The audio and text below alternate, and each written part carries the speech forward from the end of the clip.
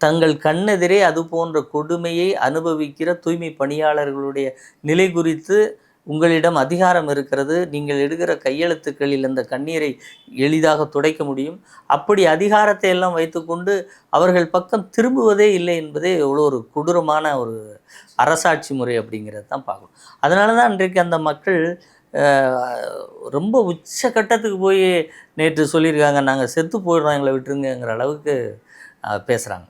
அது எவ்வளோ ஒரு ரணம் வலி நிறைந்த ஒரு வார்த்தை பாருங்கள். ஒரு ஆட்சியாளர் இதுக்கெல்லாம் வெட்கப்பட வேண்டும்.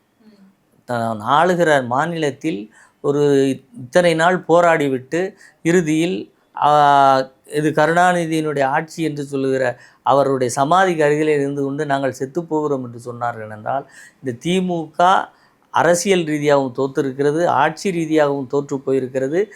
ஏழை எளிய மக்களின் கண்ணீரை கண்டும் மனம் இறங்காத கல்லெஞ்சம் கொண்ட அரசாக இருக்கிறது என்பதையும் தான் நாம் இதில் பார்க்க முடியுது.